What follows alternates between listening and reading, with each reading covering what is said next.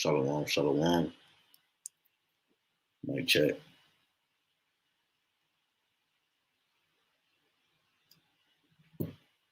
Huh. Shalom. As always, I'm going to start off, of course, give infinite praise, honor, and glory, and worship to YAHAWAH, BAHASHAM, YAHWASHI, BAHASHAM, HAQADASH. Double honor to our apostles and our elders, a great millstone, we will teach you on sound doctrine. Shalom, shalom to the hopeful elect and the rest of the large multitude men, women, and children that the Lord will have mercy on in these end days. Brother Kadash comes back with another lesson through the spirit and power of Rawchaa. Lord willing, is edifying. All right. Now, as you know, today is February 14, 2022, Valentine's Day. All right. A pagan ritual and a day of gloominess and darkness. All right. A day of satanic origins, which really all goes back to the Queen of Heaven worship, which goes back to Semiramis in whatever form she came in throughout all the cultures of the world, as we're going to show. Got a few articles I want to read, get a couple of presets, and we close out. This don't have to be long, just for new individuals. All right, so it says the dark origins of Valentine's Day. Because what you're going to find out is that there were two Saint Valentines. All right, there were two of them. They both got crucified on the same day in different time periods on February 14th, which is why you celebrate Valentine's Day on February 14th. All right, so you have many stories and many different versions of, you know how it goes, the telephone game. But you're gonna see exact and similar breakdowns of this story. So we're gonna show that, Lord willing, is edifying. It says Valentine's Day is a time to celebrate romance, love, and kissy face, fealty. But the origins of this festival of candy and cupids are actually dark, bloody. Right? It says in a bit muddled. It says, though no one has pinpointed the exact origin of the holiday, one place to start is ancient Rome, right? So ancient Rome in the Greeks, right? They're the same people, all right, just different tribes, all right, in a sense. Just like you have Amalek is a duke or a chief tribe of the Edomites, okay. Anyways, the Roman celebration were violent, right? And they were, as you can see in this picture right here, right? From February 13th to the 15th, the Romans celebrated the feast of Lupercalia.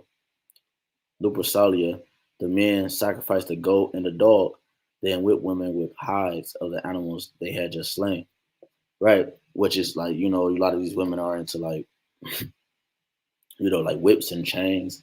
They do all this freaky deaky, like my man Austin Power said, right? Freaky deaky, right? They do all this freaky deaky stuff on this day, and but and this is how you know, because look, this whole society is based off the woman. All right, women are beautiful, women are needed for us, uh, for us to plant a seed, okay, in that soil for us to continue to populate. So a man and a woman has their roles, However, with that being said, a woman is not to be worshipped. A woman is not to be worshipped. Okay, the scriptures talk about it all through the Bible. So what you have here is you have woman worship here, which is society is based off of these shopping malls, these plazas, these different things that you see in society. These are effects of the of women worship. All right, and that's what Valentine's Day is also. Now, that's why they even had to soften it up and give you a male's day, and they call it Sweetie's Day or some shit like that. Sweetest Day or Sweetie's Day, can't remember, right? So Valentine's Day is supposed to be for the women, and Sweetest Day is supposed to be for the men, supposedly, right? But here, what was they doing? They was getting whipped with chains. It was blood, you know. Um, and they were doing a lot of dark things. It says the Roman romantics were drunk, which is why you get the drinks and all that. It's supposed to be, and then what they did was it's just like Christmas, the dark origins of all these uh, folly days, or these different satanic uh, upkeepings in today's society, which people celebrate on specific days. They all have their origins, which are the origins, you know, and, as time goes on, it's just an updated version of the original context or the original origin or the original version. So, and that's what we have. It says they were naked, now a religious studies professor. Now it's a lot of information in these. I'm trying to get to the points. It says, this is one of the points. They were naked, right? Like this is what the Romans always did. The Greeks, like the elder mentioned in one of his lessons, like which we always go into our words. Gymnasium, okay, means to exercise naked. Okay, which they had a lot of busts. They had a lot of sculptures that were outside of, you know, these different places, but they were butt naked, right? Which is why also you're gonna find out Cupid came later on with this whole concept, and they had him what naked. They put all the angels naked because this man's a freak, man. Like I said, Austin Powers freaky, beaky, So look, they were naked, when they was participating in this. It says, young women would line up for the men to hit them. Linsky said they believed this would make them fertile. Now I want to hold this point, right? So this is where also again this mother worshiping come from, not come from, but uh, is embodied with these folly days that's set up in these shopping malls. Like I said, women, the television shows, society from your dress wear. The pants are skinnier now on men. Everything around you, is to demasculate the man's vibration on the earth, and have this ran about of feminine vibration. So it says that they believe they were starting to line up so they can make them fertile, right? Well, what you're gonna find out that this goes back to the Queen of Heaven worship, the goddess of fertility. Oh, and who's this goddess of fertility? This goddess of fertility. Look, there's another picture of them naked. Like why you got to be a freak, man? Anyways, the scriptures say we're not to uncover thy nakedness. Dealing with people, man. If she's a wife, she's supposed to be to her husband. And so forth. It says Aphrodite, goddess of fertility, gives birth to floral ideas. Now you're gonna find out what people don't realize is that a rose is really a cursed bush. The Lord will use always similitudes dealing with the nation of Israel or different scenarios where he will go into the example of thorns and thistles, because thorns and thistles have to deal with some type of form of a curse. Well, a rose bush have nothing, have on its stems thorns and thistles. Okay, now let's go into this a little bit. It says Aphrodite is the goddess of fertility, right? Like I mentioned earlier, all these. It is going to say that in this particular article dealing with I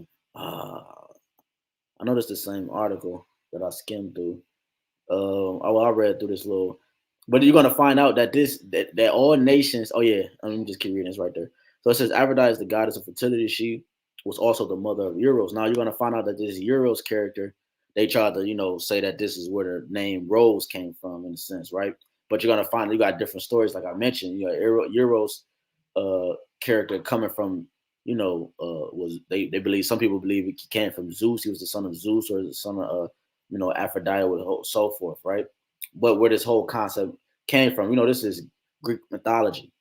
It says she was also the mother of Eros, the god of love, right? It says and had quite the romantic, and they're gonna say where Eros is actually where you get Cupid from, all right? But it says and had quiet the romantic life by taking on many lovers. In Roman mythology, Venus was the goddess of love, right? Sex, beauty, and fertility, and Aphrodite's counterpart. Fertility is such a human need and desire, however, that all cultures have someone they address in hopes of helping with fertility. So this becomes a worship, They look to if I anything you do too much of becomes what you worship. That's why you got to be careful with working too much and not dodging into the scriptures. Tending to your wife and your children more than you do with the scriptures. However, the Lord gave us balance, so we supposed to tend to the what? YAHWASHI more than anything else in this world. Why? Because we're married unto Him, and we also worship Yahweh and the Son, YAHWASHI. You see? So it says in African culture, the goddess was Ashanti. In Egypt, it was Isis or Bas, which really, I'm not going to, well, it says in Inca culture, she was Mama Okleo. In China, she was, whatever that says. In India, she was Banka Mundi. In Sumerian and Babylonian culture, she was Ishtar, right? So Ishtar is actually, going back to like you dealing with Easter, okay? And dealing with the eggs, right? The fertility goddess, all right? Which really all goes back to Semiramis, Nimrod's mother, all right? The queen of heaven worship, all right? It says each goddess had powers that were also helped by certain rituals and flowers that attracted fertility, right? So they surrounded this day, even though it has a gory history, you know, and we're gonna get where this word Valentine comes from. Um, but the concept of bringing a rose, the concept of bringing a flower on this day, like this day is surrounded by roses and surrounded by flowers because they believe that this will bring fertility, which is why a lot of women get pregnant on this day because it's dealt with a lot of sexual encounters on this specific day, and people think that this is by accident. No, this was designed to be this way, you know, because as a ritual. These things are pertaining to the gods that whom they serve and who this society is based around. You know, it says the two most potent are the rose and the orchard. Right. So the two most potent is the rose and the orchard. So keep them close if you want to create or procreate. See, and that's what this goes into with the whole flower and so forth and so forth. Now you can read this whole article on your own. The rest of this, because I got so many, I'm not going to read the rest of this. But you see, that's word euros, and they try to make it say in rows, and so forth. It says I think it was one more. Okay, it says, but the very name orchard stems from the Greek word orchis or testicle, right? Testicle. Theo Theophrastus, an ancient Greek botanist, looked at the Salakia for my misspelling. I mean, me misspelling these words. Looked at the flower as many others have over the centuries and thought it resembled the male anatomy. Orchids are delightfully phallic and sexy. There are over 20,000 species in the world. Right? In ancient times, Greek parents believed they could choose the sex of their child by eating orchard tubers. Right. Also, like when you going back to Yahweh Bashim, it's up to Yahweh Bashim Yahushai at the end of the day. You could do all the things you want in the world, but really it's up to Yahweh Bashim Yahushai. You look at the movie, what is it? Apocalypto, dealing with the Mayan culture. All right. All right. Now, when it was a prank that the mom played on the her daughter's husband, and he said you rub these on your genitals or in your private parts, then it would help you because she couldn't get pregnant and it would help you produce a child. But they played a prank on him, but it was a flower that it was like a chili pepper like type flower, like it was real hot and it burned him. Whatever. But these people really believe these type of things. You have the gods you got the bird gods. You got, the native, Gadites and stuff. You got, they make gods out of everything, man. It says that the father ate thick tubers, the child will be male. It's all this, man. So going back to this article, it says it will make them fertile. So I wanted to bring that out because it goes back to the woman God worship, the queen of heaven worship. That's what Easter and all these different folly days is going into, in which they call them holy days or holidays, which holy goes back to holy, so it's not a holy day, it's nothing holy about it. is actually folly. It says the brutal fee included matchmaking lottery in which young men drew the names of women from a jar. The couple would be coupled for the duration of the festival or longer if the match was right. It says the ancient Romans may also be responsible for the name of the modern day of love. Emperor, now let's get into the history. It says Emperor Claudius II, right? Because during that time, this is the emperor that actually executed or beheaded this guy named Saint Valentine, which was a guy. I think it says in here um, on another one. I think it's this one I got. Say he was like yeah, it says he is a priest in Rome. All right, we don't want to say holy. He was a priest in Rome. All right, but it says this, and then we're gonna find out what he actually did. It says executed two men, both named Valentine, on February 14th. So, right, so which is why this day is celebrated on the 14th of different years in the 3rd century. Their martyrdom was honored by the Catholic Church, which with the celebration of Saint Valentine's Day. Okay, now this guy, like, it's different accounts of this guy. All right, the main one, like, because it was two of them, but whoever the one is dedicated afterward, this guy actually, it's multiple accounts where he was actually in jail. All right, and him being in jail, he fell in love like with one of the women. Like some people say it was the guard's daughter, or one of the, dealing with, the whole, the judicial system, somebody's daughter or somebody that he fell in love with. And on the day he was about to get executed, which was February 14th, and he ended up writing her a letter, which said, we probably got it in here. It says something along the lines like, from your Valentine or something like that, right? Which is why people say that on their cars. And they also, like, I'm trying to summarize these articles. You could get them on your own. This one is called "The Dark Origins of Valentine." Today, from the NPR. This one I read from was the flowerpowerdaily.com.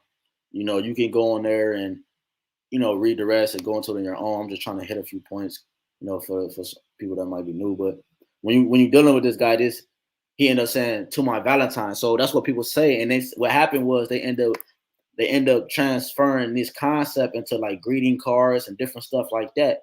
You know what I'm saying? So they will say that's why a lot of people do.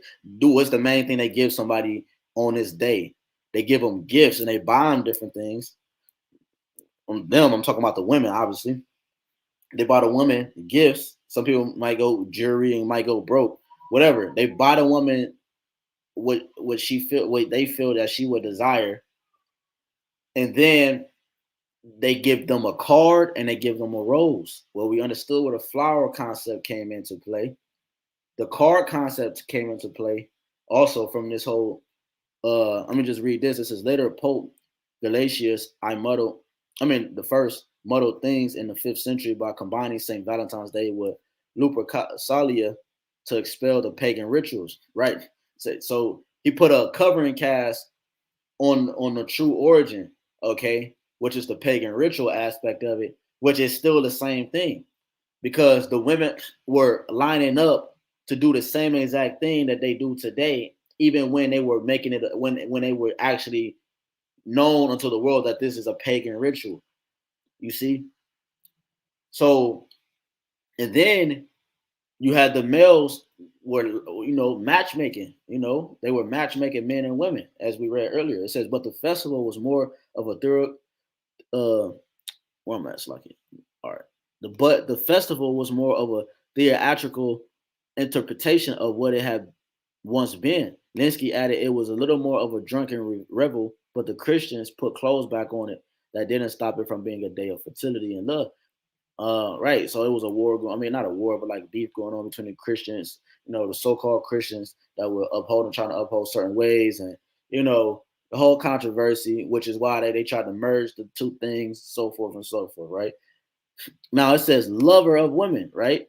Now it says as the years went on, the holiday grew sweeter. Blah blah blah blah. Let's jump down. It says I think it's something else in here. Might be it. I probably read it in this one. Slovakia. Just trying to be quick so I get these precepts. It says Saint Valentine beheaded. Right. It says under the rule of Claudius the Cruel, Rome was involved in many unpopular and bloody campaigns. Right. A lot of these holidays come from these times, man.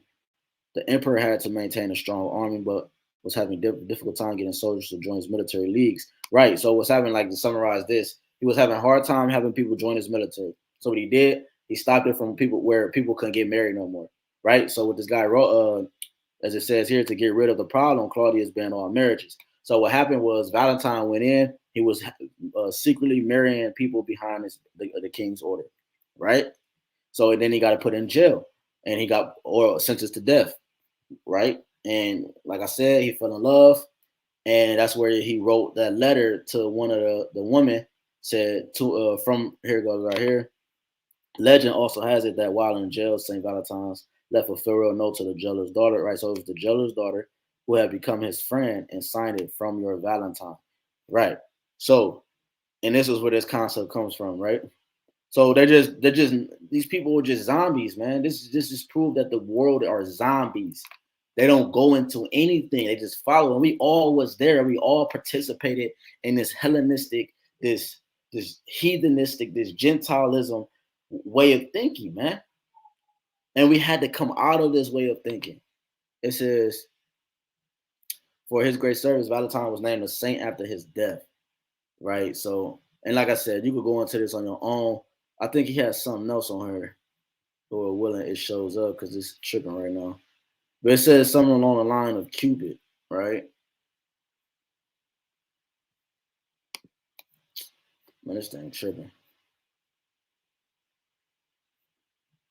Oh, they're not gonna show it. It's like, hell, I'm gonna read it off. I got it on my phone because I was gonna go live on my phone, but I'm gonna just read it off here. All right, so it says, let me see. It says somewhere along the lines of Cupid, all right? Bear with me. Oh man, that is wild, bro. They took it off.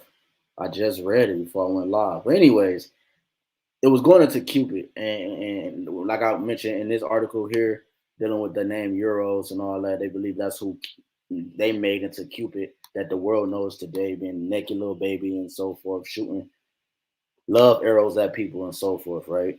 All right, so you could go into that. All right, so this whole thing, this whole day is surrounded nothing less, nothing more than the Queen of Heaven worship, man. You know that you know that the men of the Lord obviously see, and those who are the believers, you know, with the like mind that can see these things, man. You know,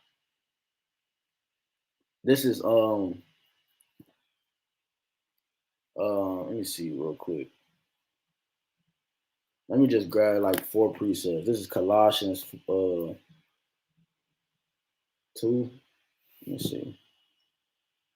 Beware lest any man spoil you through philosophy and vain deceit, after the tradition of men, after the rudiments of the world, and not after Hamashiach. And these are philosophies, and these are deceitful, these are vain deceits, and these are traditions of men. We're reading it right now.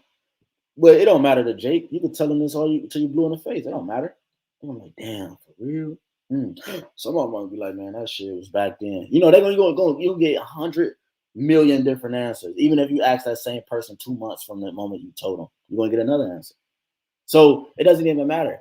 All we care about is the elect. And if the elect are participating, because you still got people waking up, the elect are participating in these different things. Well, Lord willing, this is edifying where they can understand that, yo, I'm tripping. You know how you tripping? Because you're serving another God. You're worshiping the Queen of Heaven. You're worshiping Semiramis, man. And you're fulfilling their plan. You know, ultimately what they wanted to do was have a new world order. And in that concept, that's what the world is in today. Having that NWO mindset, that new world order, fulfilling all the ancient customs before it, from Nimrod, you know, and so forth. You know, so going back to Semiramis, the Queen of Worship, the Queen of Heaven worship. You know what I'm saying? That's where a lot of these concepts come from, which it mentioned the Catholic Church and different people that was involved making these days what it is today, like we brought out, and dealing with the rose, you know, why people give roses on this day. You know, not knowing, like I said, a rose is a cursed bush with thorns and thistles. But anyways, what have you? These different things have meanings behind them, okay, and they still stand today, okay. So all these that you see here in this paragraph here, all these different women that they're mentioning from each culture who they worship, all of them goes back to the Babylonian culture, which is they say it's Ishtar, but it's really Semiramis, okay, which is Nimrod and Semiramis. You go into Tammuz and all that, right, as the scriptures say in the Book of Kings. So women weeping for Tammuz. So our people always, dwelt in idol worshiping, man. You know, so these are philosophies of men. When you go to damn, what's that I was about to get? Oh, just some quick ones, real quick. Jeremiah 10:1. Hear the word which the Lord speaketh unto you, O house of Israel. Right? We don't care about nobody else. We don't care about the elect of Israel. Thus said the Most High, learn not the way of the heathen, and be not dismayed at the signs of heaven, for the heathen are dismayed at them. For the customs of the people are vain, for one cutteth a tree out of the forest, the work of the hands of the workman with the axe. So the customs of the people are vain. You know, they come up with their own ways. That they might put their folders, they might stack their folders up on the table, and they love how pretty it looked, or wonderful it looked. And then they might put a candle next to it, and so forth, And then next thing you know, they worshiping this goddamn folder stack that they got on their desk. And that's another thing. People like candles and all that. Well, that's burning incense unto the Queen of Heaven, man. See, this thing is deep, man. But when you talk like this to somebody that's just see everything on the surface, they're not gonna understand where you're coming from. Even though this is something just to hit quick, it still goes back to it still has layers on it. You still got to peel back that onion. You know, when you go to Jeremiah 44, since we're in Jeremiah, I'm gonna just breeze through this because might have to start up a couple verses. Jeremiah 44:15. All right, so this is when they same thing. Israel was worshiping the Queen of Heaven. It says, then all the men, Jeremiah 44:15. Then all the men which knew that their wives had burned incense unto other gods, and all the women that stood by, a great multitude, even all the people that dwelt in the land of Egypt and Pathros, answered Jeremiah, saying, as for the word that thou hast spoken unto us in the name of YAHWASHI, we will not hearken unto thee. See, that's what I was mentioning earlier. And you got individuals that's gonna straight tell you this to your face, and you're gonna have other people that's gonna nod their head in agreement, but still do the same thing if we're here next year. It says Jeremiah 44:17, but we certainly do whatsoever thing goeth forth out of our own mouth to burn incense unto the Queen of Heaven. And that's another thing, they burning these candles and these different literally incense, which these incense and these different candles that these people was burning and stuff, not even realizing that you got to remember when it's a story dealing with Tobias and Tobit, right, in the book of Tobit, where he was promised to a woman that all her husbands was what was happening to her, the men that she was getting ready to marry, they would die. And then Raphael, the healing angel, came unto him, and in the likeness of a man, and healed his eye, and told him that that's who he's destined to marry from the heavens from the beginning of time. And what did he have him do? Burn incense to get rid of the spirits. Burn whole, because the Lord loves frankincense and myrrh. The Lord has a favorite smell. He has a favorite bird, which is the dove. He has a favorite flower, which is the lily, right? I believe that's right. Yeah, the lily, right? And he has a favorite people, which is Israel, right? And so these are all the things that the Lord he has made near unto him, which he loved. Because see people, when you say that to somebody, they say they think that's too far out, because they think it's too much for the Lord to have just one people. That's why they try to incorporate themselves into it. They think it's too much for the Lord just to love one bird or to love one man versus another man, or favorite river, like like how he kept the name Euphrates River. You know what I'm saying? Just not saying that's his favorite, but just giving an example of how the Lord deals. He keep things according to his liking. It's all about him at the end of the day. So that's what these people are, taking part in, and this and on today, which is worshiping the Queen of Heaven, man, worshiping their woman, okay, putting their woman in that stead as the Queen of Heaven. A lot of people propose on this day, you know, the Sabbath, like into the Sabbath and so forth. These people don't, they have no idea, you know. Even proposing to your woman on your knee is going off. That's worshiping what? The woman, man. That's Queen of Heaven worship. That's what this society is based off of, man. For you to cater to your woman when your woman's supposed to cater to you, man. You show do benevolence, right? You love her as Hamashiach loved the church, but there's order, man, and you do not disrupt order, and that's what today is dedicated around, as well as the society, as I keep saying, you know. Jeremiah 44:17, but we will certainly do whatsoever thing go forth out of our own mouth to burn incense unto the Queen of Heaven and to pour out drink offerings unto her. As we have done, we and our fathers, our kings, and our princes in the cities of Judah and in the streets of Jerusalem, for then had we plenty of victuals and were well and saw no evil. So that's what our people think, because they're burning incense into the Queen of Heaven and worshiping a woman on this day. They think that no evil is coming unto them. They because why? They didn't see no evil, man.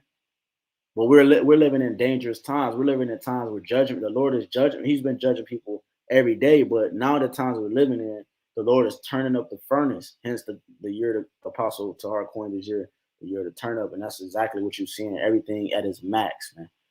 But since we left off to burn incense, and he coined this year that through the Spirit and power, YAHAWASHI. But since we left off to burn incense to the Queen of Heaven and to pour out drink offerings unto her, we have wanted all things and have been consumed by the sword and by famine. And I'm not going to read all the way down to 30. I was, but you can read that on your own, Jeremiah 44, all from 15 down to 30, really the whole chapter. But um,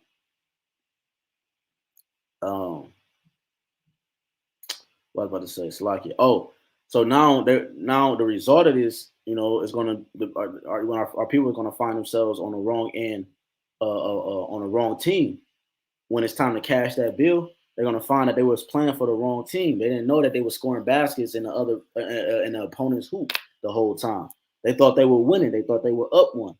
But they're going to find out that they're going to be, like it says at the last part of the verse, Jeremiah 44:18, and have been consumed by the sword and by the famine. And they're going to be consumed by this famine that's going on. They're going to be consumed by the sword. The Lord said, and the scriptures that say, the ones that escape famine should be destroyed by the sword. You see? And the ones that the sword don't kill, they're going to die of famine. So listen, man, these things has its origins. Let's get one more. These things, since we're in Jeremiah, let's stay in Jeremiah. Let's go to the 7th chapter, down to the point. It says 17, seest thou not what they do in the cities of Judah and in the streets of Jerusalem? The children gather wood. We're not concerned with the nations. We're not concerned with the heathens and the natural born Gentiles.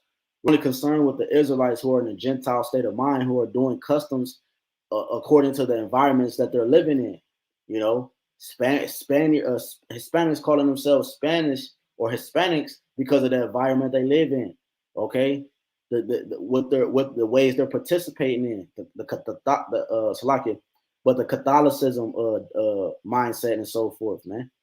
Wherever our people are scattered around the four corners of the earth, they're held unto those gods in those lands, man. Strategically placed. The Haitians both stop. The Jamaicans both stop. Whoever both stop, they are strategically under the gods and the mindsets of the slave master that was over those routes that those boats took. But anywho, our people always did that. So this is not for we speak to the nations because Israel are scattered amongst the nations. They look like all the nations. All throughout the scriptures, you can find this example, right? The speckled bird. Speckled bird has many colors. So this is not about black or white. Esau made it about black and white. He told you that dark skin was death, decay, dirty, and so forth, and told you white was pure, which it is. White is pure, holy, but he's not white. You've never seen a white man in your life, like the brother Kazak used to always say, you know. But the point is this: I'm not trying to get sidetracked. The point is that you have order and you have things that set up on the earth, which are the ways of Yahweh Shem Yahushai, and a people that's to give the examples to the nations on how to live according to Yahweh Shem Yahushai. And these people are living like the heathens, as our people boldly confess, they rather be with the nations, be with the heathens versus serve the power. But what do the men of the Lord think? And how do they think? And how do they move? Like Moses said, hey, I'd rather suffer with my people than what? Spend a day in or one season in prosperity. I'd rather suffer with my people. And that's how we think. We rather suffer for the elect's sake, you know, than to be prosperous in this kingdom in terms of what men consider prosperous. You know, because you have brothers that, you know, have well-paying jobs and so forth. That's not what I'm talking about. I'm talking about what society deems you as successful or prosperous, right? We rather suffer with our people than be deemed and coined with status in this society. We don't want to have status in this society. The higher status you have in this society, the more connected you are with the beast, NATO and the EU, okay? His image, being this system, this society. Everything you see, this Queen of Heaven worship, you know. It says Jeremiah 7:17. It says, or 18. It says, the children gather wood and the fathers kindle the fire, and the woman knead their dough to make cakes to the Queen of Heaven and to pour out drink offerings to the God to other gods, that they may provoke me to anger. You see, so that's what our people do. Our people provoke the Most High into anger because they constantly burn incense and serve and worship other gods, and not just the women. You have the men and you have the children. That's why I brought that precept out, Lord. I mean, that's why the Spirit brought that precept out, to show you that everybody participate in this. I saw all over social media what grandmothers buying their granddaughters Valentine Day baskets. What the hell is a Valentine Day basket, man? What? Cause you see that, and that's what the nations push. That's what the heathens push. What they say in the book of Ezra, chapter 4, let us build with you. Let us serve your God as ye do. Which the whole world is going to be subject to serving Yahweh Shem Yahushua when Israel is back in order. Isaiah 2, Jeremiah 31, was that Hebrews 8, so forth, and all throughout the scriptures. When a new covenant is established and manifested into the world, when we don't have to teach man no more. So we're not going to have to break down what Valentine's Day is and all these father days and so forth, man. It's gonna was understood, ain't gonna have to be understood, man. Like the scriptures say, the people are as the king, and the king in that time is gonna be the Yahawashi, man.